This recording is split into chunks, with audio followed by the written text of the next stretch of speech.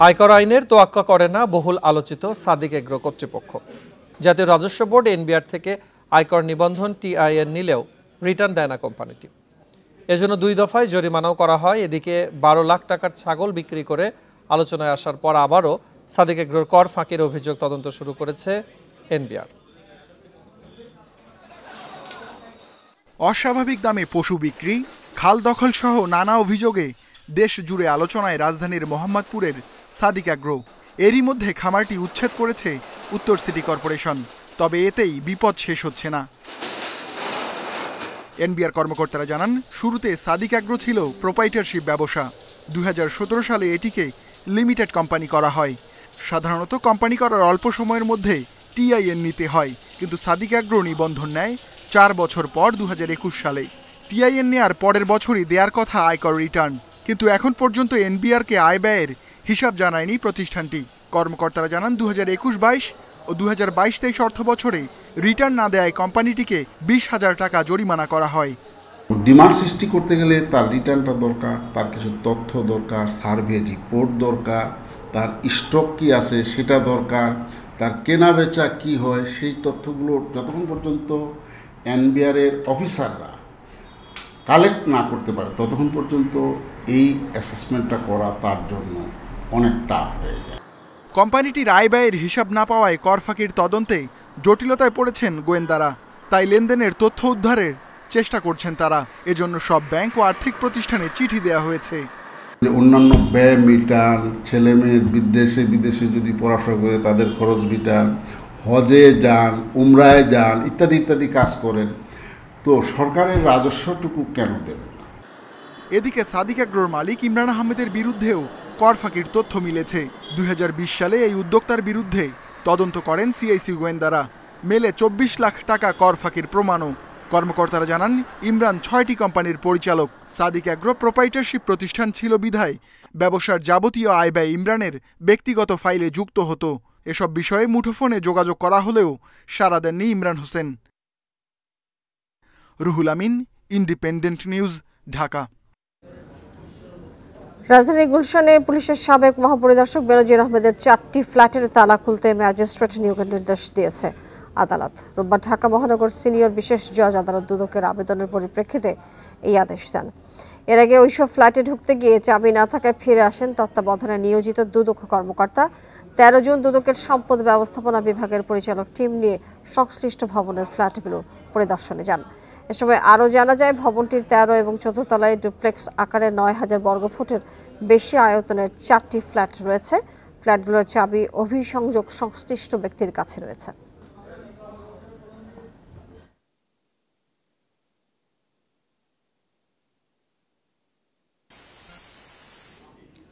দুর্নীতির অভিযোগ ওঠায় রাজস্ব বিভাগের প্রথম সচিব আবু মাহমুদ ফয়সালকে বগুড়ায় বদলি করা হয়েছে। এক বিজ্ঞপ্তিতে রাজস্ব বোর্ড এই তথ্য জানায়। এর আগে গত বৃহস্পতিবার দুর্নীতি দমন কমিশন দুদকের আবেদনের প্রেক্ষিতে মাহমুদ ফয়সালের স্থাবর অস্থাবর সম্পদ জব্দের নির্দেশ দেয় আদালত। জব্দের আদেশ হওয়া সম্পদের মধ্যে রয়েছে ঢাকায় একটি ফ্ল্যাট ও 10 কাঠার 2টি প্লট। এছাড়া পরিবারের সদস্যদের নামে 2,55,00,000 টাকা মূল্যের সঞ্চয়পত্র। এই কর্মকর্তার বিরুদ্ধে দুদকের অনুসন্ধান দল ঢাকায় তার ফ্ল্যাট, 2টি প্লট, সঞ্চয়পত্র সহ 16 কোটি টাকা মূল্যের স্থাবর ও অস্থাবর সম্পদের খোঁজ পেয়েছে। দুর্নীতির মাধ্যমে অর্জিত আয়ের উৎস গোপনের জন্য নিজের নাম সহ তার আত্মীয় স্বজনদের নামে 700টির বেশি হিসাব খোলেন আবু মাহমুদ ফয়সাল।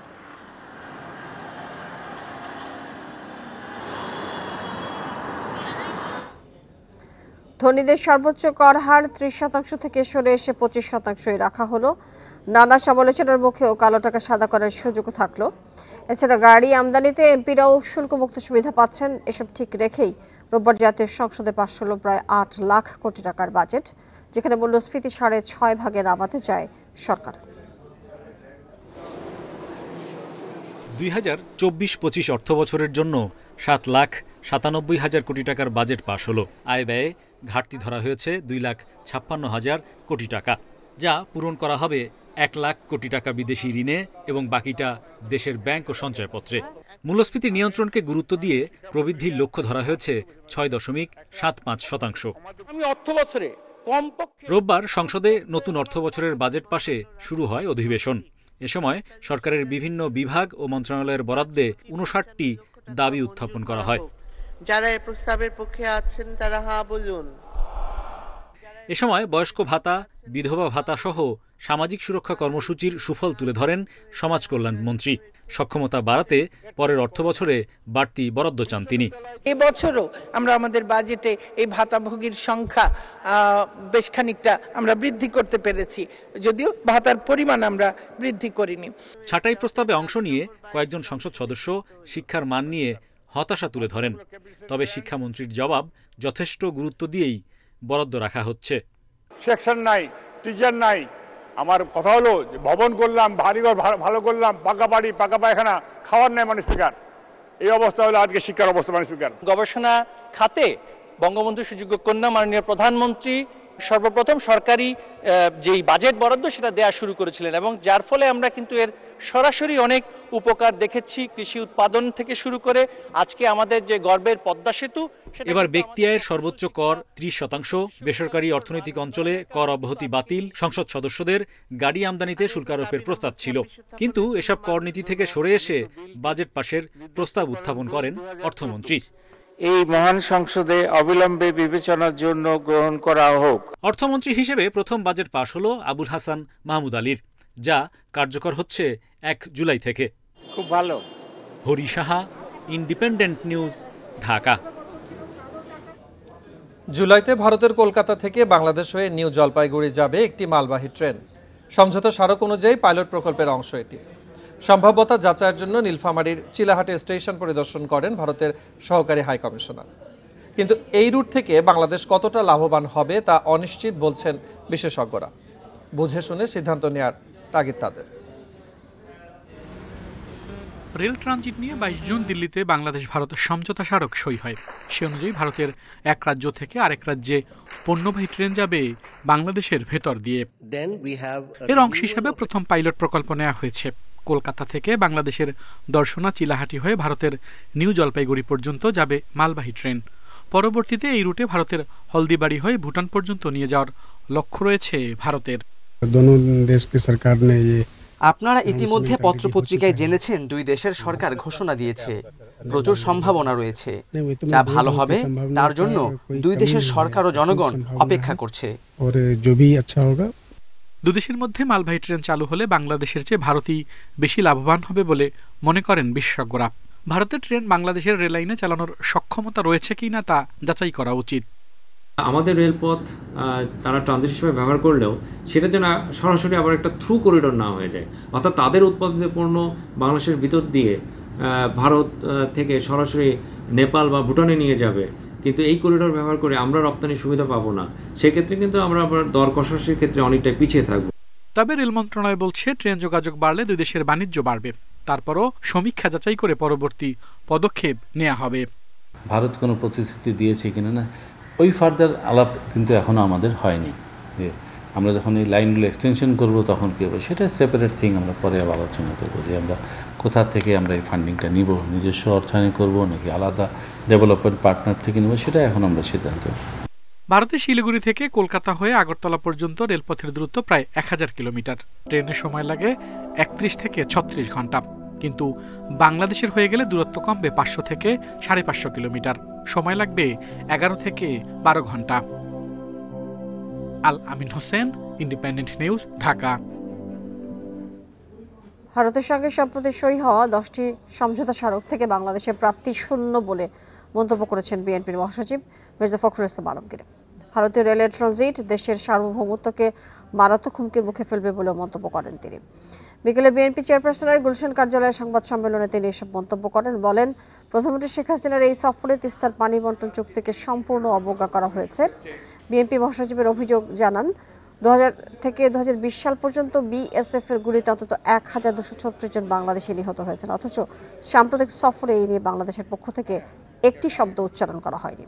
এদিকে ভারতকে দেওয়া রেল করিডোর সুবিধা একতরফা মন্তব্য করে তিনি আরও বলেছেন, ইউরোপ সীমান্তে কাঁটাতারের বেড়া থাকে না, ফেলানির মতো লাশও ঝুলে থাকে না, তাই এই ইস্যুতে উন্নত দেশের সঙ্গে তুলনা করা অযৌক্তিক। গভীর শোক প্রকাশ করছি এবং ভারতের সাথে সমঝোতার আড়ালে যে সকল চুক্তি করা হলো তা বাংলাদেশকে আজীবনের জন্য ভারতের গোলামে পরিণত করবে। এর ফলে বাংলাদেশের জাতীয় নিরাপত্তা বিপন্ন হওয়ার আশঙ্কা দেখা দিয়েছে। এসব চুক্তি স্মারকের মাধ্যমে আমাদের দেশের প্রতিরক্ষা ও জাতীয় নিরাপত্তার বিষয়টিকে ভারতের জাতীয় প্রতিরক্ষা ও নিরাপত্তার অংশে পরিণত করা হয়েছে, যা খুবই বিপজ্জনক। ইলেকট্রনিক ভোটিং মেশিন ইভিএম প্রকল্পের মেয়াদ আরও 1 বছর বাড়ানো হচ্ছে বলে জানিয়েছেন নির্বাচন কমিশনের অতিরিক্ত সচিব অশোক কুমার দেবনাথ। বিকেলে রাজধানীর আগারগাঁওয়ে নির্বাচন ভবনে সাংবাদিকদের এই কথা জানান তিনি। ইসির অতিরিক্ত সচিব বলেন, ইভিএম এর চলমান প্রকল্প 2025 সালের 30 জুন পর্যন্ত বাড়ছে। 2018 সালে 3,825 কোটি 24 লাখ টাকা ব্যয়ে ইভিএম প্রকল্প হাতে নেয় ইসি। কেনা হয় 1.5 লাখ ইভিএম। প্রতিটি ইভিএম কিনতে খরচ হয় 2,35,000 টাকা। এগুলোর জীবনকাল কমপক্ষে 10 বছর বলা হলেও 5 বছরের মাথায় নষ্ট হয়ে গেছে 1 লাখেরও বেশি ইভিএম। রাজনৈতিক দল এবং কারিগরি দক্ষ জনবলের মতামত নিয়ে এই বিষয়ে পরবর্তী পদক্ষেপ নেওয়া হবে বলে জানান অতিরিক্ত সচিব।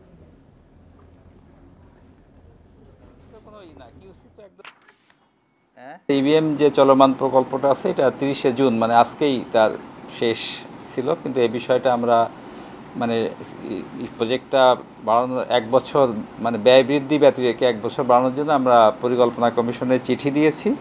এটা প্রক্রিয়াধীন আছে। আমরা আজকে সকালেও যোগাযোগ করেছি। এটা আশা করা যায় এটা মানে এই প্রকল্পের মেয়াদ আগামী 25 সালের 30 জুন পর্যন্ত বাড়বে। বিশ্ববিদ্যালয়ের শিক্ষকদের জন্য সর্বজনীন পেনশন স্কিম চালু হচ্ছে কাল। তবে এই স্কিম প্রত্যাহারের দাবিতে অনির্দিষ্টকালের কর্মবিরতির ডাক দিয়েছেন বিশ্ববিদ্যালয়ের শিক্ষকরা। ফলে বন্ধ থাকবে ক্লাস পরীক্ষা। সোমবার ঢাকা বিশ্ববিদ্যালয়ের সংবাদ সম্মেলনে এই কর্মসূচি ঘোষণা করে বিশ্ববিদ্যালয়ের শিক্ষক সমিতি ফেডারেশন।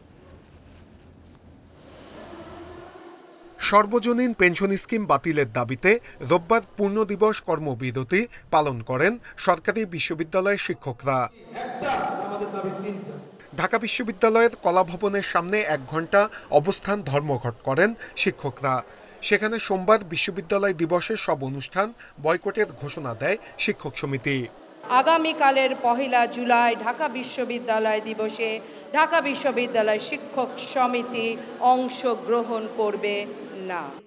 একই সময়ে জাহাঙ্গীরনগর, চট্টগ্রাম, রাজশাহী সহ সব বিশ্ববিদ্যালয়ে অবস্থান কর্মসূচি পালন করেন শিক্ষকরা। তারা জানান, এই স্কিম বাস্তবায়ন হলে জুলাই থেকে যোগদান করা শিক্ষকরা ব্যাপক ক্ষতিগ্রস্ত হবেন। প্রত্যয় স্কিম এটা বাতিল করা, আমাদের জন্য স্বতন্ত্র বেতন স্কেল এবং সুপার গ্রেড দেওয়া, এই 3টা দাবিতে আমরা আছি। সরকারের কাছে স্বনির্বন্ধ অনুরোধ করছি যে আমাদের এই দাবিগুলো বিবেচনা করে আমাদের যে বিদ্যমান পেনশন ব্যবস্থা আছে সেখানে আমাদেরকে ফেরত দেওয়া হোক। পরে সোমবার থেকে অনির্দিষ্টকালের জন্য কর্মবিরতিতে যাওয়ার ঘোষণা দেন বিশ্ববিদ্যালয়ের শিক্ষকরা। এ সময় ক্লাস পরীক্ষা বন্ধ থাকবে বলে জানান শিক্ষক নেতারা। 1 জুলাই থেকে বাংলাদেশের সবগুলো পাবলিক বিশ্ববিদ্যালয়, ঢাকা বিশ্ববিদ্যালয় সহ সর্বত্র বিশ্ববিদ্যালয়ের ক্লাস থেকে শুরু করে পরীক্ষা থেকে শুরু করে সব বিষয়ে আমরা কর্মবিরতিতে যাচ্ছি। 13 মার্চ বিশ্ববিদ্যালয় শিক্ষকদের স্বশাসিত স্বায়ত্তশাসিত পেনশন প্রত্যয় স্কিমে আনার প্রজ্ঞাপন জারির পর থেকেই প্রতিবাদ জানাচ্ছেন শিক্ষকরা। Nure Alam, independent news, Dhaka. HSC পরীক্ষা শুরুর প্রথম দিনেই কেন্দ্রে যেতে যানজট, বৃষ্টির ভোগান্তি। বিষয়টি মাথায় রেখে এই আধা ঘন্টা আগে কেন্দ্রে প্রবেশের নিয়ম শিথিল করছে শিক্ষা বোর্ড। আর বন্যার কারণে বন্ধ থাকা সিলেট বিভাগে পরীক্ষা শুরু 9 জুলাই থেকে, তবে ফল প্রকাশ হবে একসাথেই। রোববার সকাল 10টায় বাংলা প্রথম পত্র পরীক্ষা দিয়ে শুরু হলো এবারের এইচএসসি অসমমানের পরীক্ষা। এতে সিলেট বিভাগ বাদে অংশ নিচ্ছে 13.5 লাখের মতো শিক্ষার্থী।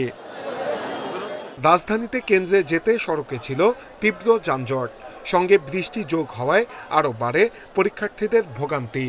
কেন্দ্রে যেতেও দেরি হয়েছে অনেকের। অনেক ছিল জ্যাম, আসার অনেক অসুবিধা হয়েছে, বৃষ্টিতে ভিজা অবস্থা, খারাপ দিক তো দেখতেছেন। রাস্তায় ভোগান্তি প্লাস বৃষ্টি, পানি সবকিছু মিলে আসলে মানে হলে আসার সময় মতো কিংবা আমাদের জন্য খুবই টাফ হয়ে যেতেছে। সামনের দিনগুলোতেও ঢাকা সহ সারা দেশে রয়েছে বৃষ্টির পূর্বাভাস। এতে পরীক্ষা শুরুর 30 মিনিট আগে কেন্দ্রে প্রবেশের বাধ্যবাধকতা শিথিল করছে শিক্ষা বোর্ড। পরীক্ষার্থীদের যাতে কোনো রকমের ভোগান্তি না হয় সেজন্য আমাদের যে 30 মিনিটের যে বাধ্যবাধকতা ছিল কেন্দ্রে প্রবেশের, সেটাকে আমরা শিথিল করে দিয়েছি। বলছি যে যখন আসবে তখন তাকে কেন্দ্রে প্রবেশ করার অনুমতি দিতে হবে। এদিকে প্রথম দিনের পরীক্ষা ভালো হয়েছে বলে জানিয়েছেন শিক্ষার্থীরা। প্রশ্ন আলহামদুলিল্লাহ সহজই ছিল। এমসিকিউটা আমার কাছে একটু হার্ড লাগছে, বাট হচ্ছে এবার মোটামুটি খুবই ভালো ছিল। আর বন্যার কারণে স্থগিত সিলেট বিভাগের পরীক্ষা শুরু 9 জুলাই থেকে। সেখানকার 4 বিষয়ের পরীক্ষা 11 আগস্টের পর হলেও ফল প্রকাশ হবে একসাথেই। পরীক্ষা এলেই প্রশ্নপত্র ফাঁসের গুজব ছড়ায় বেশ কয়েকটি চক্র। শিক্ষা বোর্ড বলছে এর সাথে যারা জড়িত তাদের বিরুদ্ধে নেওয়া হবে কঠোর ব্যবস্থা। সেই সঙ্গে অভিভাবক এবং শিক্ষার্থীদেরও সচেতন থাকার আহ্বান জানিয়েছেন তারা। নূরে আলম, ইন্ডিপেন্ডেন্ট নিউজ, ঢাকা। লাখ লাখ টাকা খরচ করে মালয়েশিয়া যেতে না পারা কর্মীদের টাকা ফেরত এবং অনিয়মে জড়িতদের বিরুদ্ধে কী পদক্ষেপ নেওয়া হয়েছে 7 দিনের মধ্যে জানাতে সরকারকে নির্দেশ দিয়েছে হাইকোর্ট। এক রিটের শুনানি শেষে রোববার বিচারপতি মোস্তফা জামান ইসলাম ও বিচারপতি এস এম মাসুদ হাসানের বেঞ্চ এ আদেশ দেন। মালয়েশিয়ায় কর্মী পাঠানোর শেষ দিন ছিল 31শে মে, কিন্তু চূড়ান্ত ছাড়পত্র পেয়েও প্রায় 17,000 কর্মী যেতে পারেননি। তাদের প্রত্যেকের গড়ে 5 লাখ টাকারও বেশি খরচ হয়েছে বলে অভিযোগ রয়েছে। অনিয়মে জড়িতদের বিরুদ্ধে ব্যবস্থা গ্রহণ এবং ভুক্তভোগীদের টাকা ফেরত দিতে সরকারের নিষ্ক্রিয়তা চ্যালেঞ্জ করে হাইকোর্টে রিট করেন 2 আইনজীবী। 5.5 থেকে 6 লক্ষ টাকার নিচে কেউ যেতে পারেনি যারা গিয়েছে। যারা যায়নি তারাও হয়তো কেউ 4 লক্ষ 4.5 লক্ষ দিয়ে পরে যেতে পারেনি এবং এর বিচার হয় না। সরকার আদৌ কিছু করতে পারবে কিনা আমরা জানি না। এই জন্যই আমাদের আশা, যদি আদালত থেকে কোনো অবজারভেশন যায়, কোনো ডাইরেকশন যায়, তাহলে সরকার হয়তো একটা অব্লিগেশনের মধ্যে থাকবে। রোববার শুনানিতে সরকারকে 1 সপ্তাহ সময় বেঁধে দিয়ে এ বিষয়ে কী পদক্ষেপ নেওয়া হয়েছে তা জানাতে বলেছেন হাইকোর্ট। না হলে আদালতই নির্দেশনা দেবে। কি কি ব্যবস্থা নিয়েছেন ইতিমধ্যে সরকার সেটাকে জানাতে বলা হয়েছে আগামী 1 সপ্তাহের মধ্যে। আর যদি না জানায় তাহলে কোর্ট যেটা বলেছেন, আমরা নিজেরাই কোর্টের নিজের যে আছে, আমরা যে অ্যাপ্লিকেশন করেছি সেই মোতাবেক ব্যবস্থা নিয়ে একটা কমিটি গঠন করে দিবে, যেটা পরবর্তীতে ইনকোয়ারি করা হবে। 24 জুন এ সংক্রান্ত প্রতিবেদন মন্ত্রণালয়ে জমা দিয়েছে তদন্ত কমিটি। মালয়েশিয়ায় যেতে না পারা 3000-এরও বেশি কর্মী কমিটির কাছে অভিযোগ দিয়েছে বলে সংসদে জানান প্রবাসী কল্যাণ প্রতিমন্ত্রী। Zahidul Bashar, independent news, Dhaka. Mobile ফোনের কল ড্রপ নিয়ে কাল থেকে কঠোর পদক্ষেপে যাচ্ছে মন্ত্রণালয়। রাজধানীতে মোবাইল অপারেটরদের গ্রাহক সেবার মান নিয়ে রোববার এক আলোচনায় কল ড্রপের ক্ষতিপূরণ নিশ্চিতে কড়া ব্যবস্থার হুঁশিয়ারি দেন প্রতিমন্ত্রী। এদিকে মুঠোফোন গ্রাহক অ্যাসোসিয়েশন বলছে বিটিআরসির উদাসীনতার কারণেই থামছে না অনিয়ম। মোবাইল ফোনে কথা বলার সময় কল কেটে যাওয়ার ঘটনা ঘটছে হরহামেশাই। অনেক সময় কথাও শোনা যায় না স্পষ্টভাবে। মোবাইল ফোনে সেবায় এমন কল ড্রপের অভিযোগ নতুন নয়, কিন্তু এতে ঠিকই টাকা কাটছে অপারেটররা। ক্ষতিপূরণের নিয়ম থাকলেও পাচ্ছেন না গ্রাহকরা। বিটিআরসির ভবনে মোবাইল অপারেটরদের সেবার মান, বিশেষ করে কল ড্রপের বিষয়ে সভার আয়োজন করা হয়। এতে টেলিযোগাযোগ ও তথ্য প্রযুক্তি প্রতিমন্ত্রী বলেন, মোবাইল ফোনের গ্রাহকেরা কল ড্রপ নিয়ে অসন্তুষ্ট। এই নিয়ে বিটিআরসির পরীক্ষায় মেলেনি সন্তোষজনক সেবার মান। কল ড্রপের জন্য গ্রাহককে যে ক্ষতিপূরণ দেওয়ার বিধান তা কঠোরভাবে প্রয়োগ করা হবে। কল ড্রপের জন্য গ্রাহকের যে ক্ষতিপূরণ দেওয়ার কথা সেটা আমরা আরও কঠোরভাবে প্রয়োগ করতে যাব। তো যেহেতু আমরা কঠোর অবস্থানে যাব গ্রাহকদের সেবা নিশ্চিত করার জন্য, কল ড্রপ হলে তাদের যে প্রতিশ্রুতি ছিল যেটা আসলে কল ড্রপের জন্য যেটা ক্ষতিপূরণ প্রদান করার কথা সেটা যাতে আর কি করা হয়। বাংলাদেশ মুঠোফোন গ্রাহক অ্যাসোসিয়েশন বলছে, নিয়ন্ত্রণকারী সংস্থা বিটিআরসির তদারকির অভাবে সুযোগ নিচ্ছে অপারেটররা। নির্দেশনা আছে এবং মন্ত্রণালয় থেকে বলা আছে যে কল ড্রপের ক্ষতিপূরণটার সঙ্গে সঙ্গে তাকে মেসেজ দিয়ে জানাতে হবে গ্রাহককে যে আপনার একটা কল ড্রপ হয়েছে এবং পরবর্তী কলের সময় সেটি সে যুক্ত করে দেওয়া হবে। সেটি কেন হচ্ছে না সেটি দেখভাল করার দায়িত্ব আমাদের নিয়ন্ত্রক কমিশনের। সেটি নিয়ন্ত্রক কমিশন সেটি জানার পরেও যে তারা বাস্তবায়ন করলো না, এর জন্য দায়ীটা কে? কল ড্রপ ও ইন্টারনেটের ধীরগতির জন্য প্রয়োজনীয় টাওয়ার না থাকা সহ নানা সংকট তুলে ধরে মোবাইল অপারেটররা। যদিও এসব যুক্তিকে অজুহাত বলে নাকচ করেন টেলিযোগাযোগ প্রতিমন্ত্রী। Mahmudul Hasan, independent news, Dhaka. এই ছিল আজকের সংবাদ সন্ধ্যা। আরো বিস্তারিত জানতে চোখ রাখুন ফেসবুক, ইউটিউব এবং এক্সে। ধন্যবাদ সবাইকে, আপনাদের সবাইকে সাথে থাকার জন্য।